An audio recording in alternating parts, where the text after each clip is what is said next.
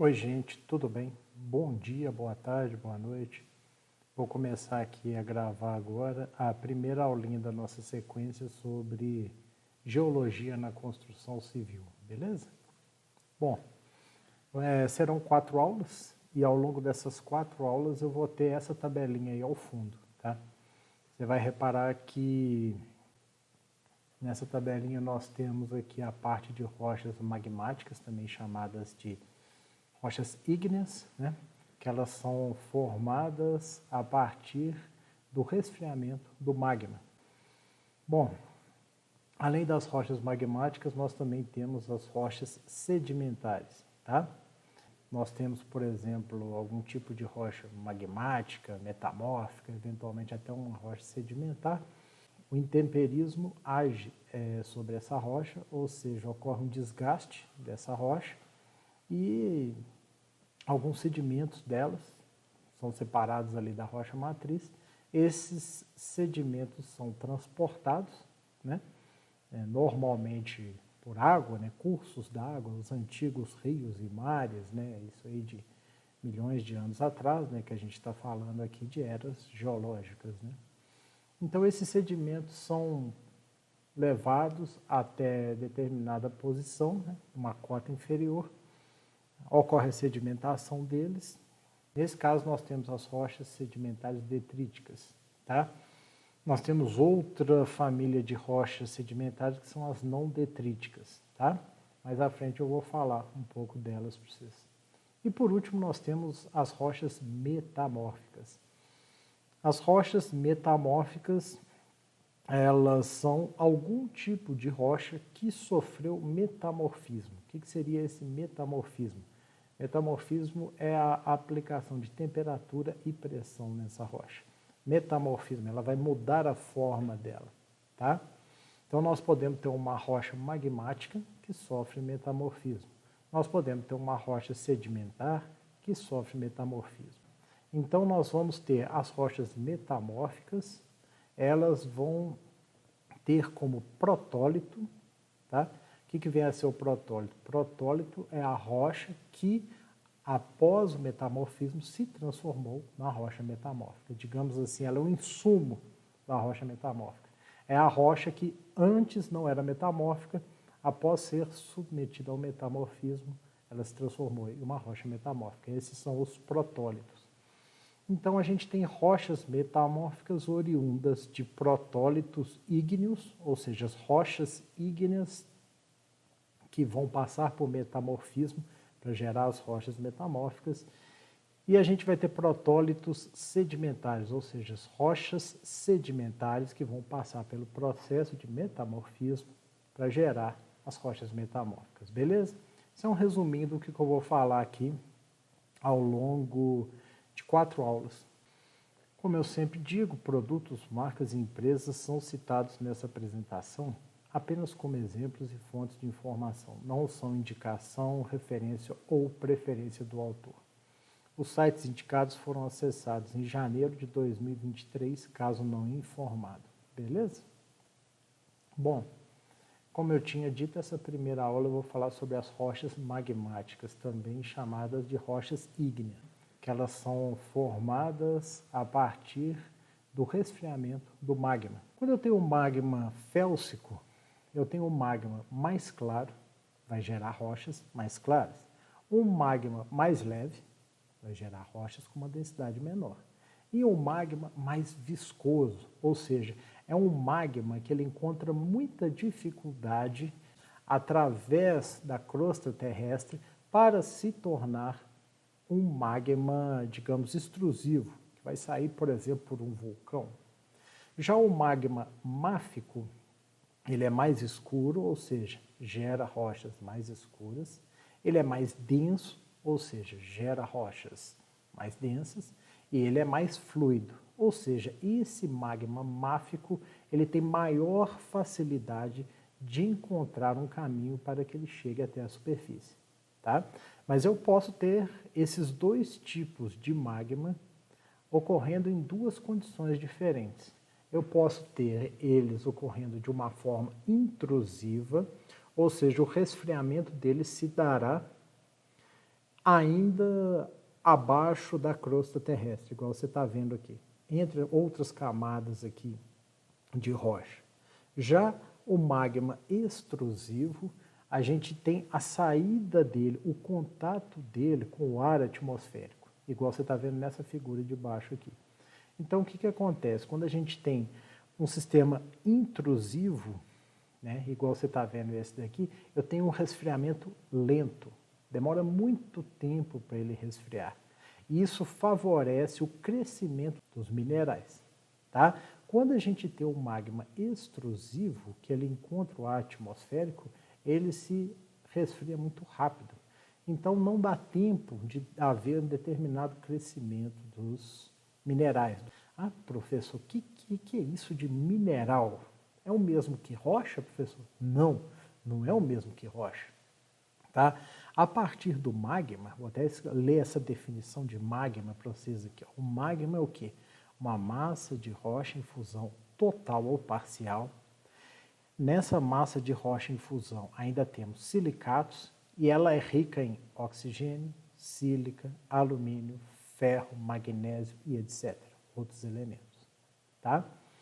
Então, o que acontece? O magma, quando ele vai se resfriando, a gente tem a formação de minerais, tá? Ah, professor, então assim, o mineral ainda não é a rocha? Não. O mineral é o quê? Ele é um sólido natural, inorgânico, homogêneo, de composição química definida e estrutura cristalina, tá? Então, os átomos que a gente tem ali no magma, eles vão se formar em um arranjo tridimensional, tá? Que esse arranjo ele vai fornecer um crescimento a partir de uma estrutura química definida, tá? E esse crescimento segue uma estrutura cristalina.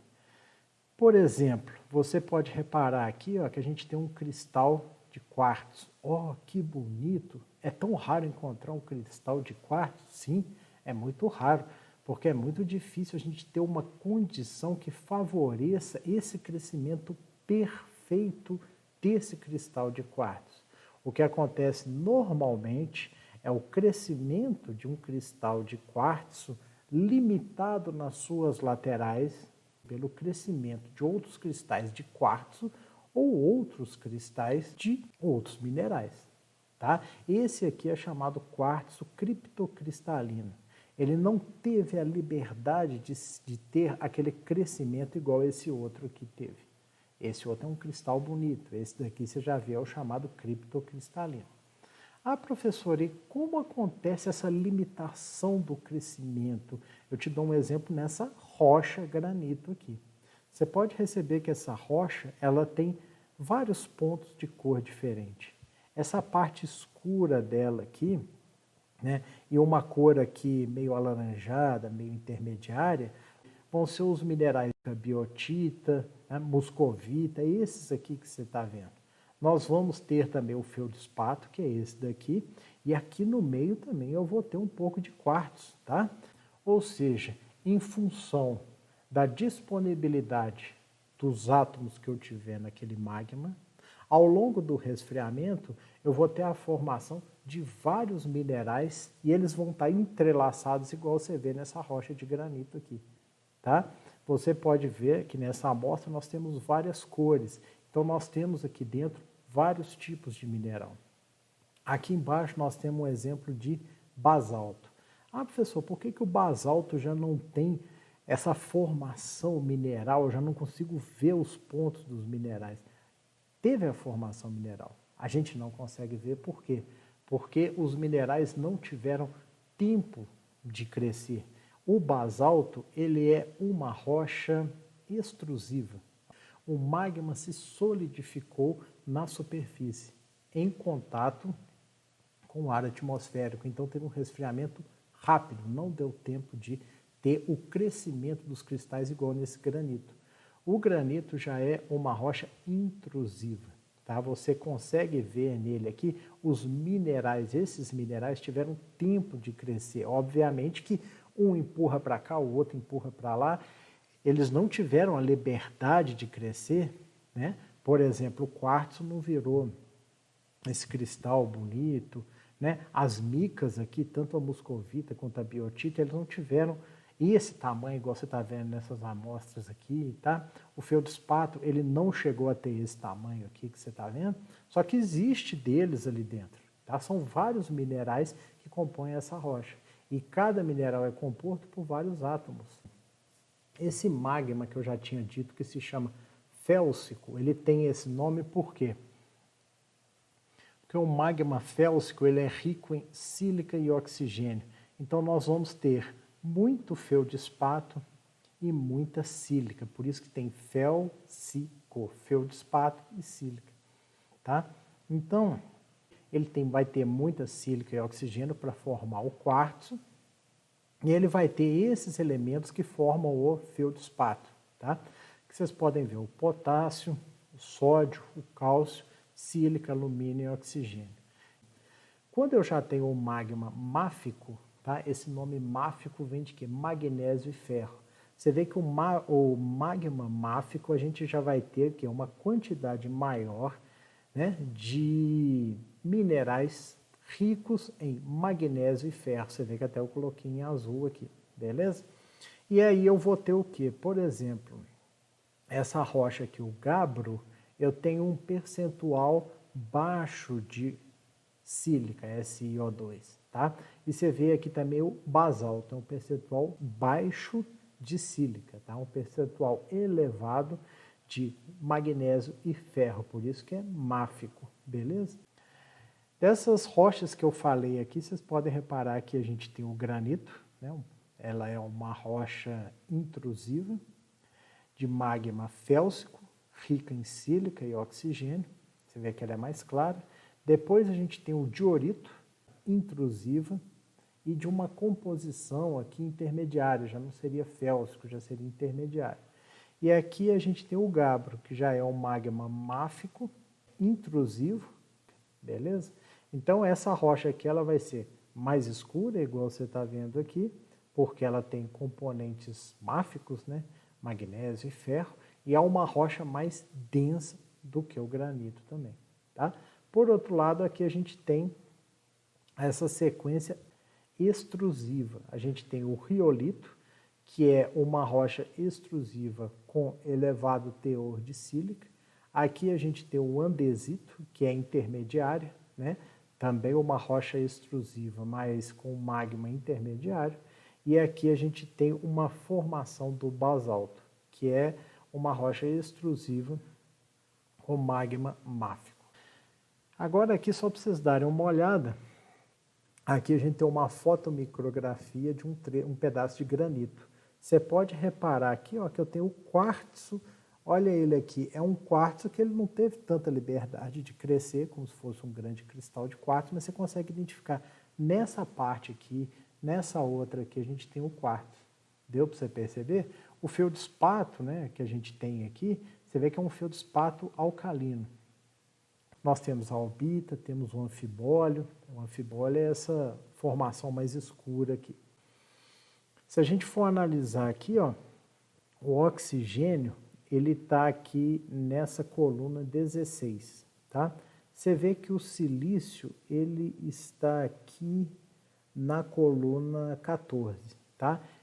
Então, se eu pegar esse ânion O-2 com o cátion Si mais 4, nós vamos ter o quê? Um átomo de silício mais 4 átomos de oxigênio. Na hora que eu fizer o balanceamento, eu vou ter SiO4 com a carga 4-. Ah, professor, por que não é SiO2? Olha, pode ser representado das duas maneiras. SiO2 com carga nula, né, porque os dois oxigênios anularam a carga daquele silício, e também pode ser representado por SiO4, tá? Com essa carga 4-. Agora que vem a grande jogada da coisa, eu vou ter esse SiO4, 4-, que aqui você está vendo a fórmula, aqui você está vendo o arranjo tridimensional de uma molécula de sílica, eu vou ter um arranjo dessas moléculas se neutralizando essa carga negativa por ligações covalentes. Olha para você ver. Essas ligações covalentes vão formar, né, Esse sólido, tá? Esse sólido que vocês estão vendo aqui, ele é formado por ligações covalentes de silicatos. Formam uma estrutura cristalina tridimensional, que eu já tinha falado isso na definição dos minerais. Para ser mineral, tem que ter uma estrutura cristalina 3D.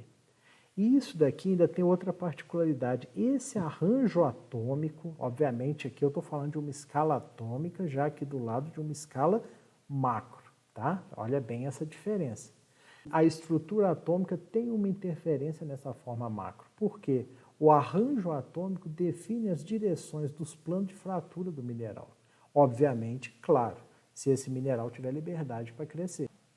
E essa ligação é uma ligação química muito forte, muito forte. Por isso que o quartzo, ele é um mineral com muita resistência, tá? Ao intemperismo, tal, essa questão toda, beleza?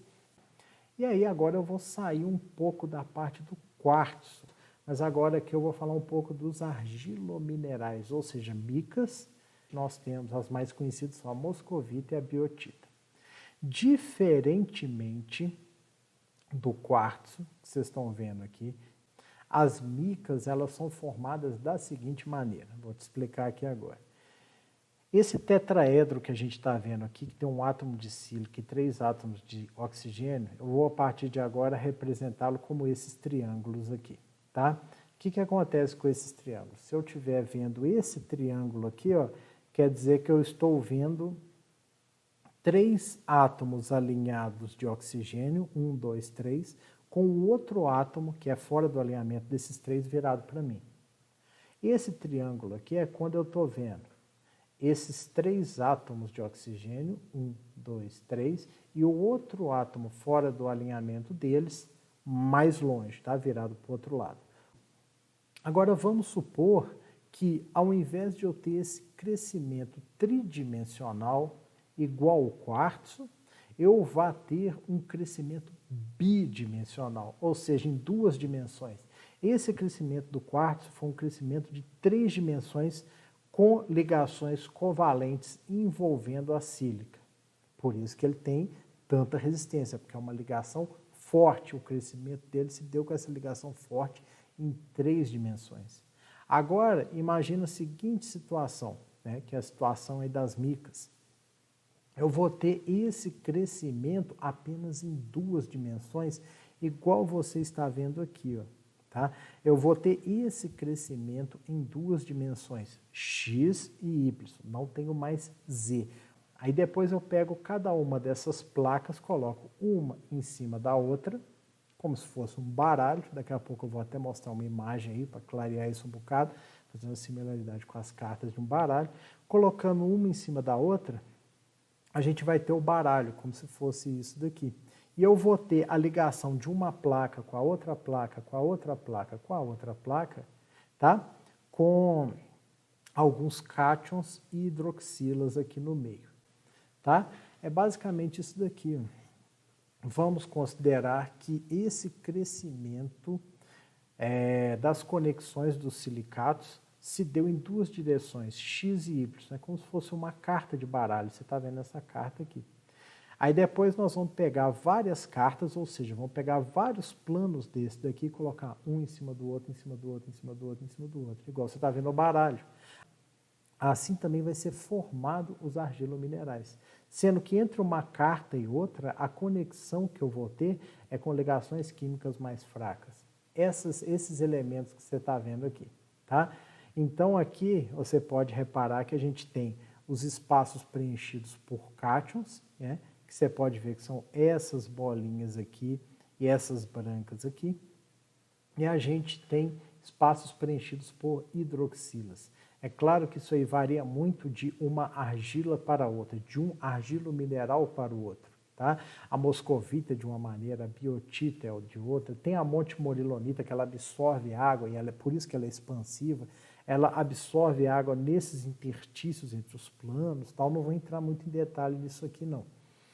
Mas o interessante da gente entender é que quando eu tenho esse tipo de crescimento mineral, que ele forma as micas, ou seja, eu tenho esse crescimento em planos, eu vou ter uma direção onde eu vou ter conexões químicas muito fortes, ligações químicas muito fortes. Eu vou ter outra direção com ligações químicas mais fracas. Isso gera minerais dessa característica aqui, igual você está vendo, esse exemplo aqui da biotita, ele é planar, são vários planos, um se sobrepondo ao outro. E aqui a gente tem a muscovita, também vários planos, um se sobrepondo ao outro. Aí você fala, professor, mas eu consigo ver esses planos aí, eu tô vendo com meus olhos que a terra de comer, na amostra de biotita, eu estou vendo esses planos. Só que você falou que os planos, né, quimicamente ali da formação, eles são planos atômicos, então eu não iria conseguir ver isso. Mas é igual eu falei com você, o arranjo atômico, ou seja, a distribuição dos átomos em escala atômica, né, obviamente, define as direções do plano de fratura do mineral. Então a gente tem o que? Esse arranjo atômico que você está vendo aqui, a nível micro, a nível atômico, ele define o plano de fratura, o plano de ruptura a nível macro desse mineral. Deu para você perceber? Por isso que esse aqui é chamado de argilomineral, tá? São as micas que a gente está vendo aqui. Então, só aqui mostrando um bocado, a gente tem até o tamanho dos cátions aqui, né? Que você pode ver aqui, de potássio, sódio, aí vai diminuindo, né? Cálcio, magnésio, ferro, e são esses cátions aqui que entram nessas conexões entre as placas. E por isso, acabei de te explicar o porquê que a gente tem normalmente as partículas de areia maiores e com formatos mais esféricos do que as partículas de argila, tá? As partículas de areia são ricas em quartzo. Elas são oriundas do intemperismo de rochas ricas em quartzo. O quartzo, ele é arredondado, por quê? Porque o crescimento dele foi em 3 dimensões, com a sílica ligando com sílica, ligando com sílica, ligando com sílica, numa ligação covalente extremamente forte. Aí, quando a gente já fala de argila, a gente já tem o quê?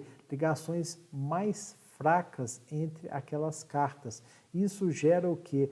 Um mineral mais suscetível ao intemperismo, que gera partículas menores. Deu para vocês perceberem? Aí, então, é que você vê a origem quando a gente tem um solo arenoso e quando a gente tem um solo argiloso, tá? Explicado isso daqui, vocês podem ver até essa figura aí um pouco maior aqui agora, né? Se a gente comparar, por exemplo, aqui, ó, aqui eu tenho 1 milímetro, tá? Na escala, esse tracinho aqui corresponde a 1 milímetro. Já aqui, ó, vamos pegar, por exemplo, essa outra figura aqui, eu tenho 1 micrômetro. 1 micrômetro é 1 milímetro dividido por 1000. Então você vê que essa partícula aqui é da ordem de grandeza 1000 vezes maior do que essas outras partículas de argila. A gente vai ter a partir daí também, quando eu tiver uma formação rochosa, tipo essa daqui, eu vou ter um intemperismo. Intemperismo é o quê? O desgaste daquela rocha quando ela é submetida às intempéries. Chuva, variação de temperatura, calor, ventos, essas questões, assim, tem um intemperismo químico, intemperismo até biológico e tal. Ou seja, aquela rocha vai sendo desgastada. E aquele material gerado, aquele sedimento, quando ele é deposto, assim, por exemplo, igual você está vendo aqui, ó, é o chamado colúvio, é o solo coluvionar, tá? Que nós vamos falar isso aí mais detalhado aqui ao longo das aulas. Nós temos também, quando a gente tem uma condição, por exemplo, de um solo coluvionar com blocos maiores de rocha, chamado talos, igual você está vendo esse outro aqui. Aqui você vê também que, eventualmente, a gente tem esses sedimentos num corpo d'água, ele é levado para outro lugar e vai gerar um solo oriundo, né, de determinada rocha, mas é o chamado solo aluvionar ou sedimento marinho, beleza? A gente também tem o solo residual, chamado saprolítico. Eu tenho o intemperismo da rocha de embasamento, dessa rocha que está abaixo. Você vê que nos anteriores, a rocha que estava abaixo, o embasamento, nós não consideramos o intemperismo dela. Então, quando eu tenho esse intemperismo que vai de baixo para cima, eu tenho o solo residual, chamado de saprolítico. E, por último, também a gente tem o solo eólico, né? Que aqueles sedimentos são movidos pelo vento. Beleza? Então, por último aqui, nessa geração aqui que a gente vê, ó, quando a gente tem, né, nas rochas magmáticas, a gente tem a origem do magma, que pode ser intrusivo ou extrusivo, magma félsico, magma máfico, tem toda uma composição mineral que geram rochas específicas e essas rochas geram solos. Independentemente da posição do solo aqui, se eu tiver um magma máfico, né, que eu vou ter ele composto por magnésio e ferro, eu vou gerar solos de que natureza? Também solos ricos em magnésio e ferro.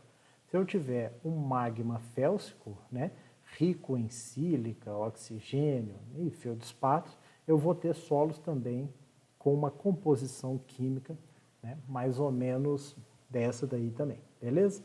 E eu vou acrescentar só mais um detalhe aqui. O granito, ele é composto em grande parte por quartzo.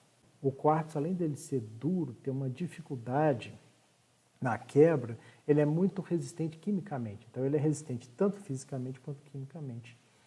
Então, se eu tiver um solo oriundo, né, de um maciço rochoso rico em sílica, eu vou ter um solo mais arenoso. Deu para vocês perceberem? Se eu tiver um solo originado de um maciço rochoso pobre em sílica, eu já vou ter um solo mais argiloso. Beleza? Ah, professor, dá uns exemplos para nós aí, da onde que a gente tem isso, tal. Bom, essa questão, por exemplo, de solo saprolítico é basicamente a areia de Cachoeira do Campo, tá? Aqui você vê os horizontes do solo aqui nessa figura, tal, é um talute em saprólito ravinado, beleza? A questão do talos, por exemplo, formação do talos, a gente tem aqui esse aspecto da escarpa rochosa no quartzito Itacolomi, que é o bairro Cabanas, tá? Então, o único detalhe aqui é que para que eu conseguisse te mostrar, por exemplo, um talos aqui na nossa região, o bairro Cabanas, você vê o bairro Cabanas aqui, essa região mais superior, os detritos não são oriundos de uma rocha magmática, eles são oriundos de uma rocha metamórfica, esse tabirito aqui, tá? Mas é um exemplo de formação de talos, beleza? Aqui a gente tem um exemplo também de formação de colúvio, né? É um colúvio recobrindo o xisto sabará alterado, também em Mariana. E por último aqui, ó, ainda em Mariana, a gente tem a ocupação da planície do Ribeirão do Carmo, tá? Essa região aqui é um solo aluvionar, ele foi movimentado para essa região aqui por um curso d'água, beleza? Bom, como eu tinha falado do solo de Cachoeira do Campo, né?